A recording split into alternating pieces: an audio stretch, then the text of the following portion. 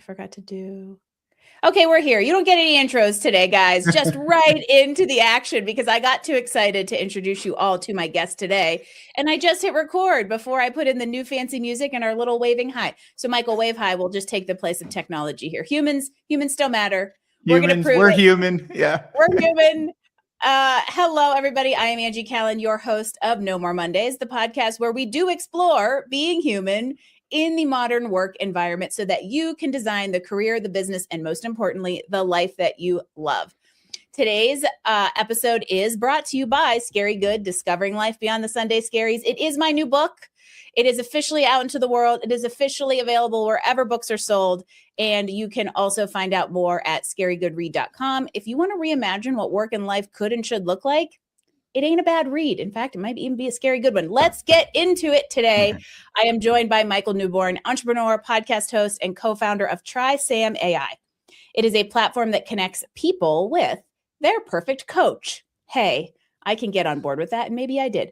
Michael is also the voice behind the Second Act podcast, where he interviews people who are navigating reinvention or who are on the other side of it and working to write new chapters, something I've done more than once. And I know a lot of you out there are either in the thick of or about to be in the thick of. And so today we're just going to go there and we're going to talk about what it takes to really step into a second act, more intentional life and work, whatever you want to call it. We're going to dig into why reinvention is really becoming a feature and a possibility, not a bug in the world of modern work. And we also might talk a little bit about how tech can support you along the way. So buckle up. You're in for a fun ride this morning. Let's get into it. Michael, welcome to No More Mondays. Thank you, Angie. Thank you for that amazing intro and congrats on your book launch. That's awesome. Thank you. I know we had essentially like an 18-minute podcast conversation before I started recording. And finally I was like, okay, we have to stop and I'm going to record this. And one of them was kind of like, chatting about book publishing and the fact that like the Second Act podcast and Scary Good really are both pieces of media about this idea of, I'm going to say design over default is something I talk a lot about. And you have a whole platform and a podcast around this idea of like a second act or not feeling like you're stuck doing the first thing or the thing that you feel like you're supposed to. And I love that because we have come to a place, in my opinion, in the working world and in society where we have more options. And because of that, I think we are starting to move on from the life and reality of like one career, one identity, and one trajectory for this much longer life that we live. And so I want to start with you and your shift into a second act. What sparked it, and what, more importantly, what made you want to just keep talking about it to other people? Yeah, that's a great question. I've had the opportunity to tell the story quite a bit over the last couple of years, but I spent my career in the tech sector. And after 18 years, if we rewind the clock a little bit, I was feeling a little burnt out. I had not taken much of a break between companies. It was really a weekend over all of those 18 years, 4 different companies. And by the end of all of that, it was difficult to find the motivation and just keep going. And so I said, let's take a creative side road, start something new and different. Why not something in the online media space? Why not a podcast? Call it the Second Act. And my co-host and I, started talking about our own journey of reinvention or how we were thinking about the world and things that were interesting to us to explore. And then about a handful of episodes in, we started to bring on guests to the show to talk about their own stories of reinvention and how they were thinking about the world. And it just became this storytelling podcast of ordinary people doing extraordinary things in their second acts in life. And the second act is more of an idea or a concept about just trying to do something new versus a very strict definition. And I think anyone has the freedom to choose to do it.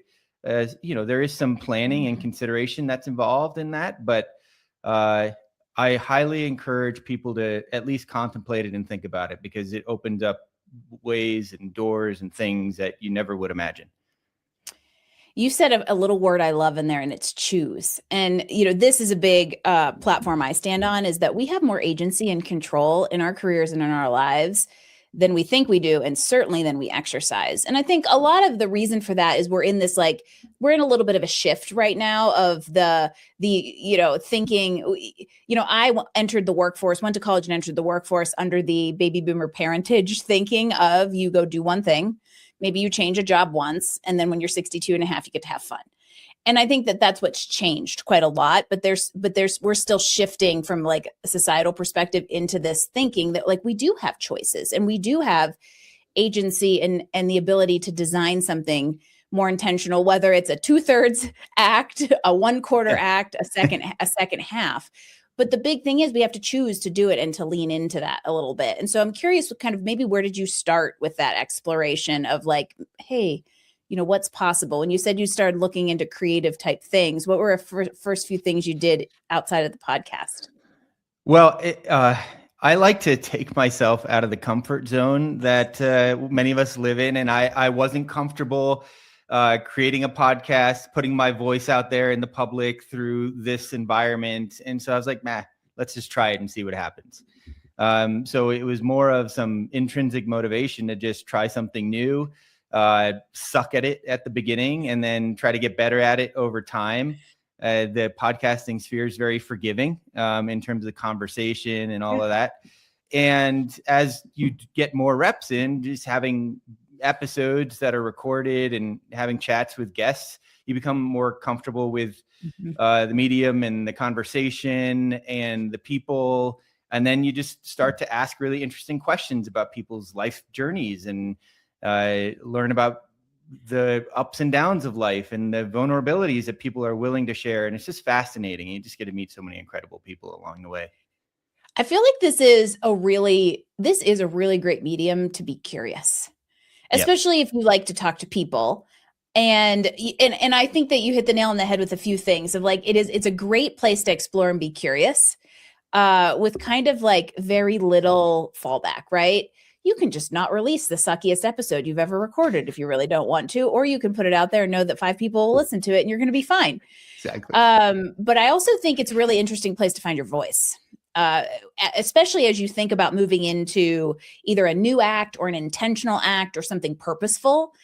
This idea of having these conversations, I have found my common themes over like 230 episodes and everybody out there is like, yep, heard Angie say that 231 times.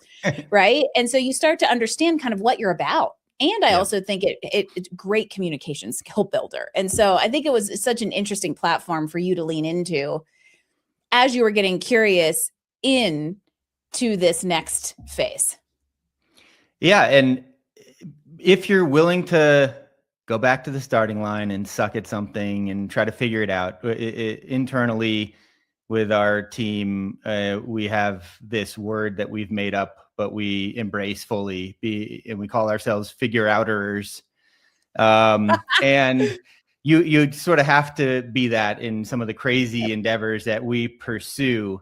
But I think it's a good mindset to have, because at the end of the day, we're not here on this earth for very long. And so what do you really have to lose in trying to start new things and explore new things and try to reinvent yourself through the process? So that's kind of the mindset we have as we go through all this. And it's just, it turns out to be such a fun experiment in life. And everybody listening out there went, oh, now I know why Michael and Angie get along, because it's true. We have one life. And sorry to go morbid for a minute. You don't know how long it's going to last. So do you want to put off to tomorrow what could be done or what possibilities you have today? Or do you want to just accept the status quo and stay mediocre? I know what I have chosen. I wrote a book about it. You know what you have chosen. You started a podcast on it. And I'm curious from your experience in just talking and being curious to people of like, what is holding somebody back out there? What should they look for to be like, I really want to lean into this, but they're shooting all over themselves, right? So like what holds most people back from taking this exploration that you and I have? My best guess is it's just fear of the unknown. I think people are just afraid to take those first steps because, even from your birth, you're sort of programmed in a way to memorize and execute and try to achieve at the highest levels and be perfect in so many different ways. Mm-hmm. So if you fall short of that, it could be family, friends, other influences that in your mind you think, I haven't lived up to the expectations. I'm not doing to the best of my ability. I'm a failure, but you're really not. It's the people who are pushing forward, trying new things, trying to make change that are really making an impact. So trying to find someone to help you get the courage and identify like really what your purpose is, are the most important first steps. And then taking that first step after you've been able to find that really sets you on your way to get where you actually want to be. Don't do nothing. Don't do nothing. Because I think you're spot on with it. I think we were talking about fail being a 4-letter word earlier, because I might write that book next, teaser.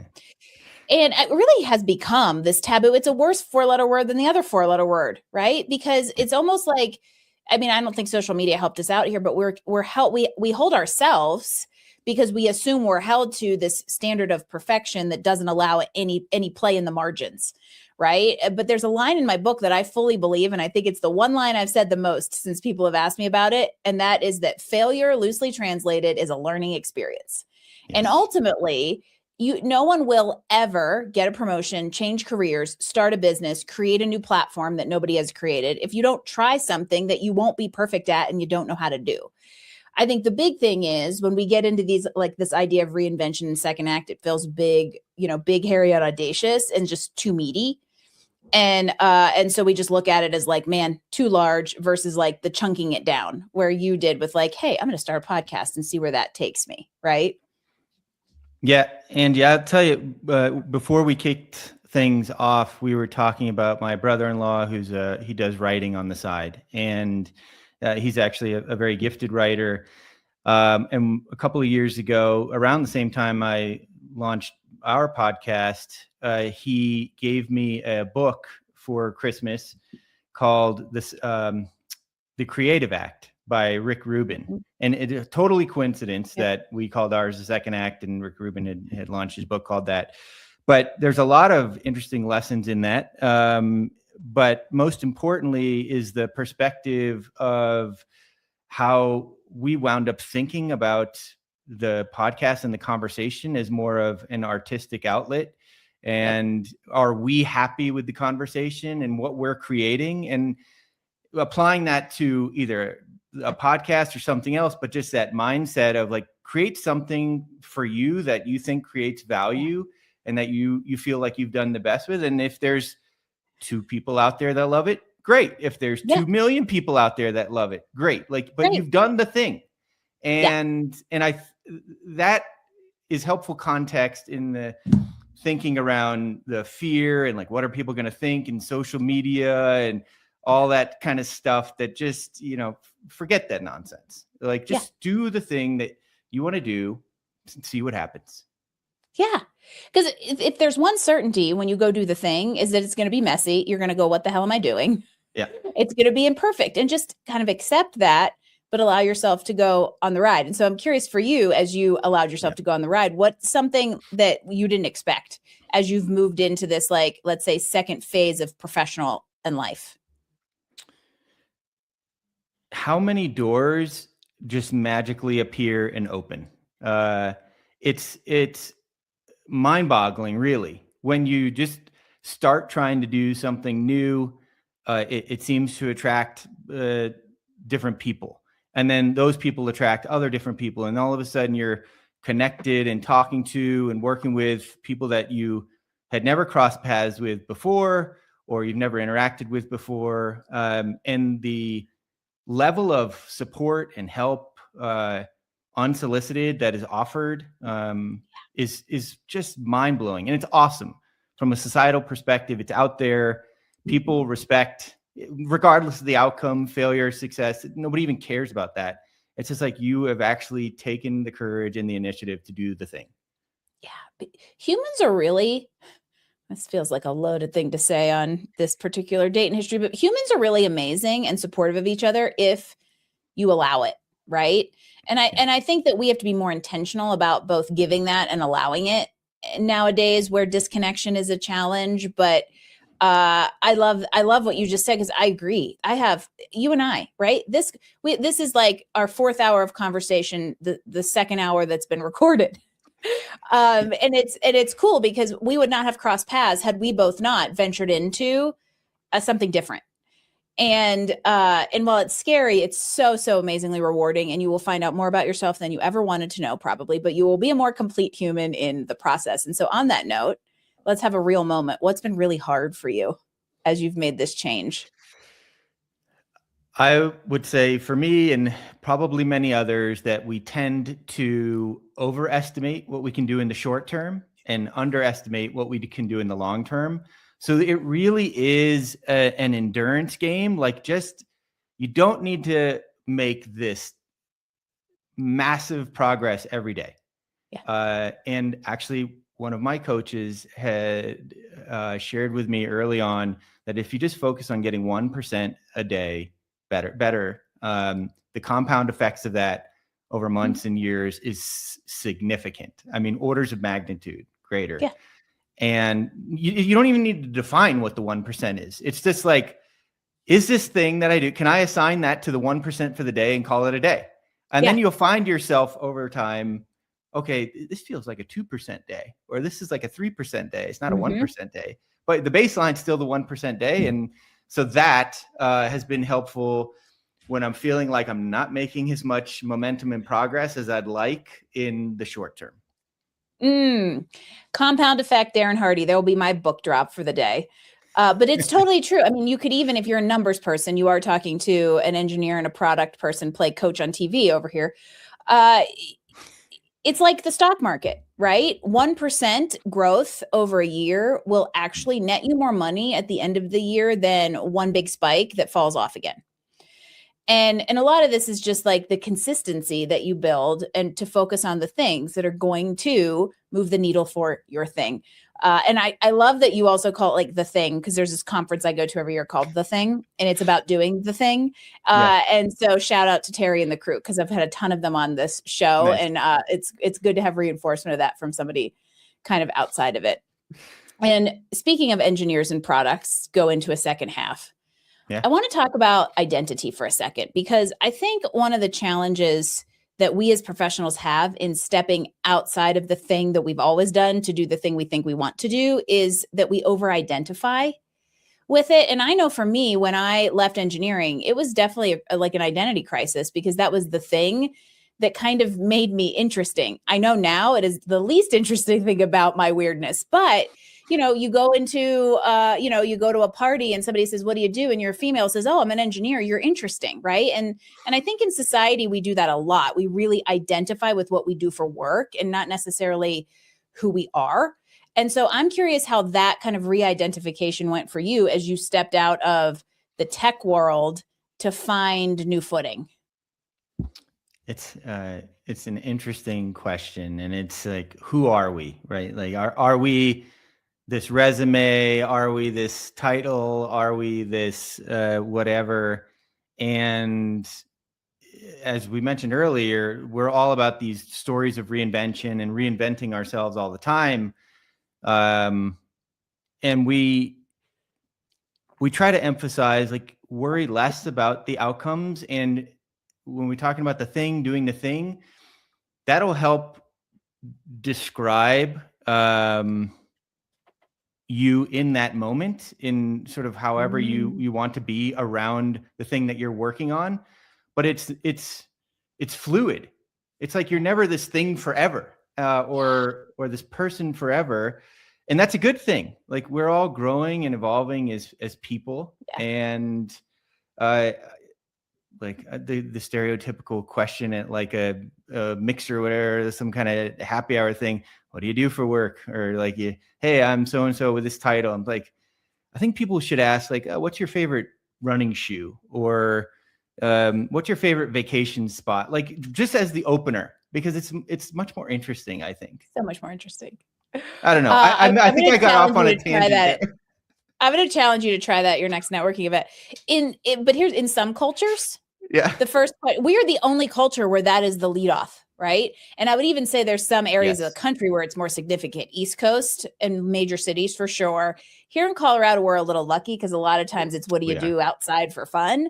Yeah. But then eventually the third question is what do you do for work to support the outdoor adventures? But in some countries, it's what did you eat today? Because they want to know you've been fed and that you're well, right? And so there's just way more human ways to approach that, and also less containerized version of it, right? Yeah. I am an engineer is absolute and leaves no room for creative discussion and curiosity about things kind of beyond that, and does not, it implies a steady state.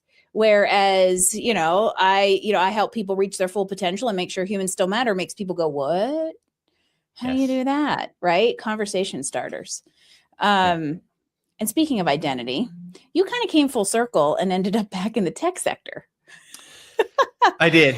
But I just want to touch on one thing you mentioned, Angie. I am fortunate to have traveled to Asia for a couple of trips, and in certain cultures over there, they don't talk business until they've built relationships with each other. Yeah.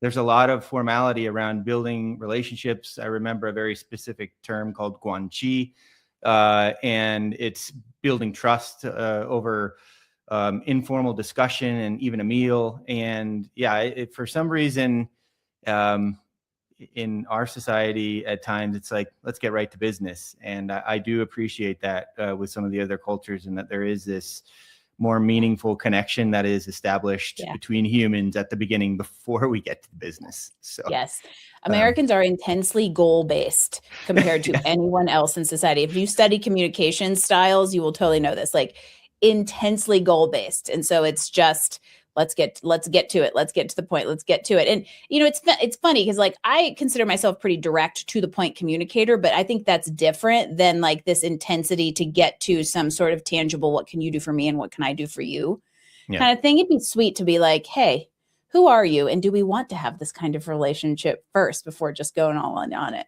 Absolutely.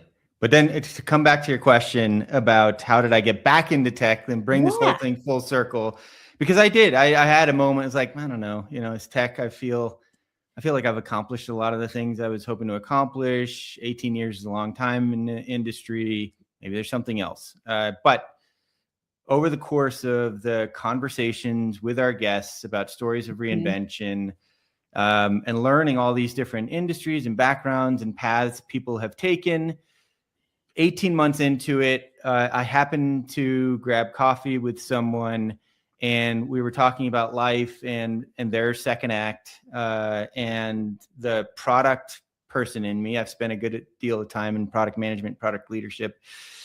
I just couldn't help but ask, like, what business problems are you experiencing in the new thing that you're doing? And it was described to me in some detail, and we were able to prototype something fairly quickly. But in the tech world, that's just one data point. So we're like, okay, let's go talk to dozens of people to see if this is the problem to solve. And it actually wound up not being that particular thing, but it wound up being another thing. And so we're like, we got together, like, can we solve this with data and technology?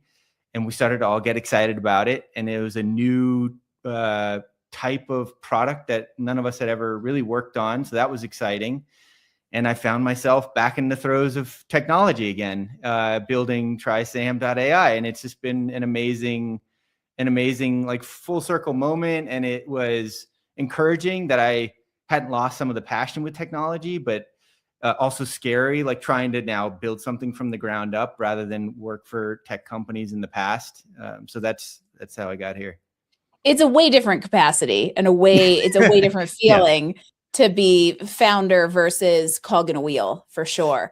But what I love about this, and even just what we were talking about just before with the relationship building and the human approach to connection that other cultures have, is that essentially you have found a way to use technology to solve a very human problem, which is how to find the right fit when looking for support for personal growth. Yes. We feel as a team and as part of our core values that preserving human connection, like human beings, is critically important in this age of AI.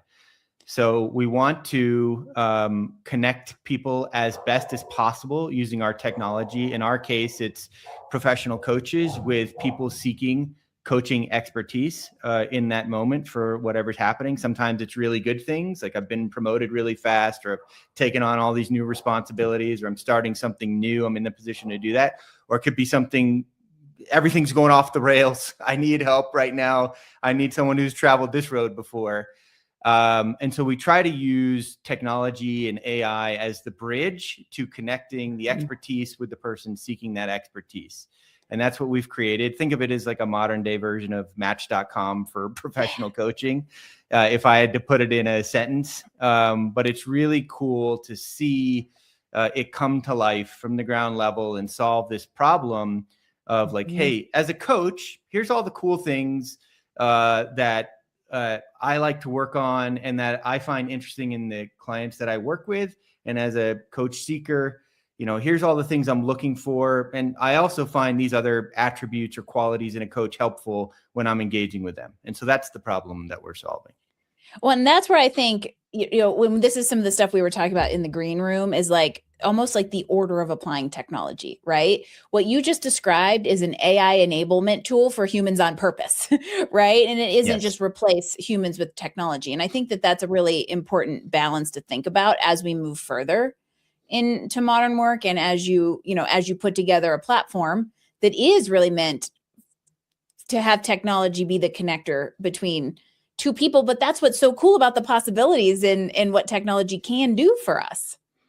Absolutely. It when you think about it in a responsible way, I think technology is an amazing thing in society, in the world, and what it's able to do. And for people seeking expertise, they need it, and they don't. There's a timing component in terms of when they need it, but we've sort of empowered those people to explore in private their thoughts and what they need help with.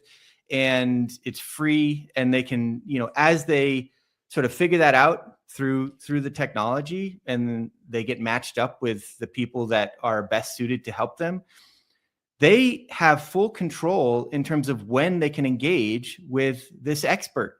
Because sometimes it's like, okay, this is awesome. Like, I know who my community within the community is that I can work with. Now it's like, when am I ready? And it could be in that moment, or it could be a week from now, it could be a month from now, but we're giving them a tool to build the confidence that there's people out there that can help them. And then when they're ready, they can hit the express interest button.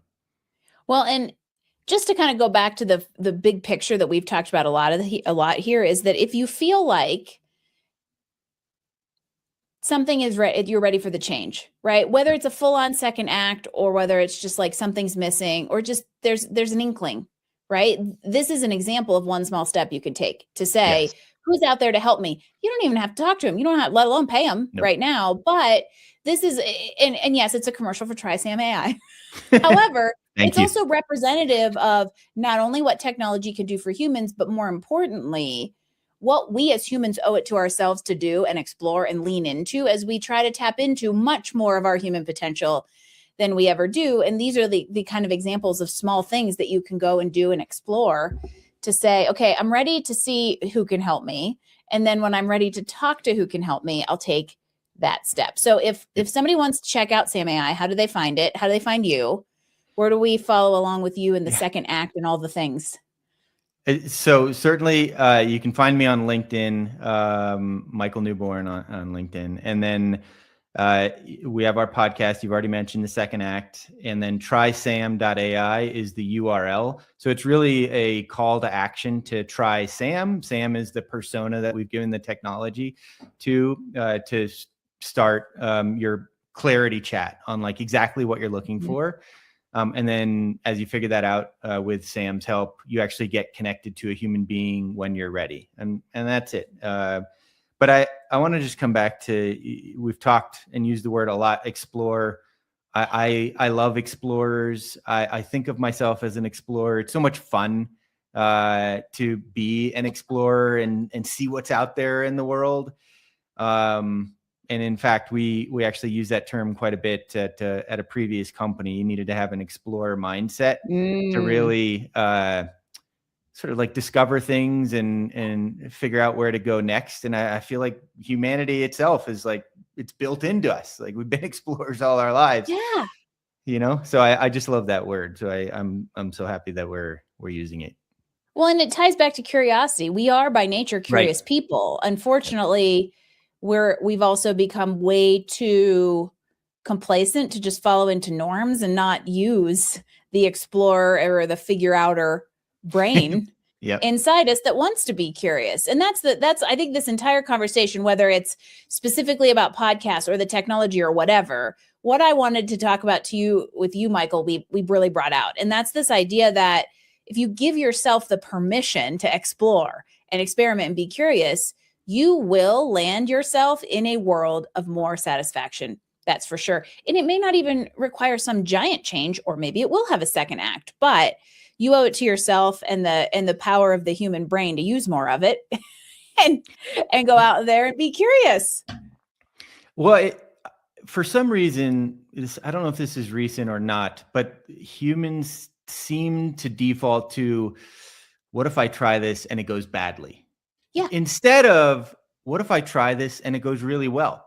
Like it's hard for me to reconcile that until I just said, I'm just going to default to things might go well. Let's see what happens and be okay with any outcome. You know, we're not running from dinosaurs and saber-toothed tigers and like the fight or flight thing anymore. It's like, just see what happens. Try it and see what happens. A lot of it's recoverable, almost all of it. And you'll have a good story to tell at the very least. You might even have a book in you.